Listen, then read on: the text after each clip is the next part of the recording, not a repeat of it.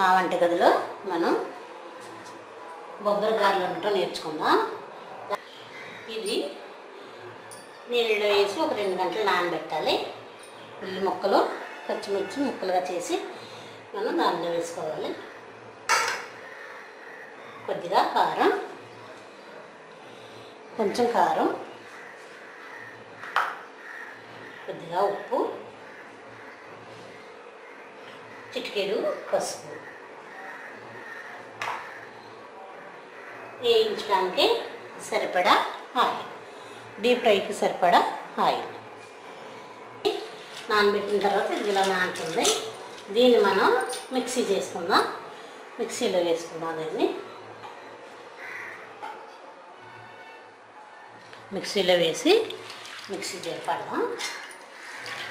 2 గంటలు అయిన తర్వాత ఎలా ఉంటుంది. కొద్దిగా కడిగి పై పొట్టు తీసి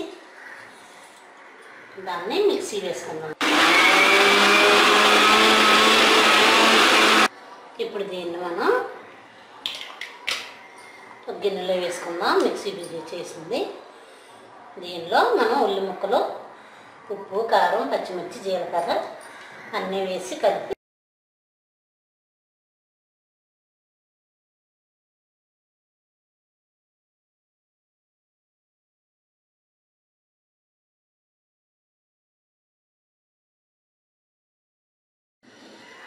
ఇప్పుడు నూనె కాగి ఉంటుంది కదా, దీనిలో మనం అన్నీ కలిపి ఉంచిన పిండిని మనం వడల్లా వేసుకుందాం.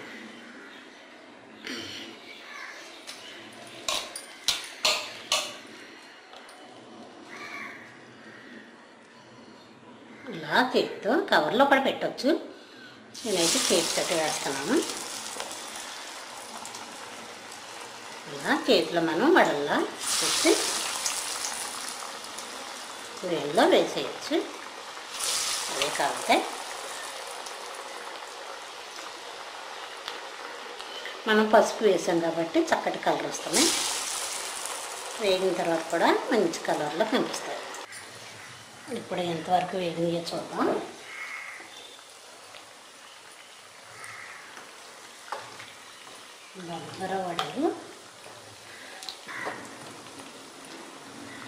బొబ్బరి పప్పు నానబెట్టి మిక్సీ వేసేటప్పుడు నీళ్ళు లేకుండా చూసుకోవాలి. అప్పుడే గట్టిగా వస్తుంది. లేకుంటే మళ్ళీ జారిపోద్ది. బాగా అసలు గాలి రాదన్నమాట.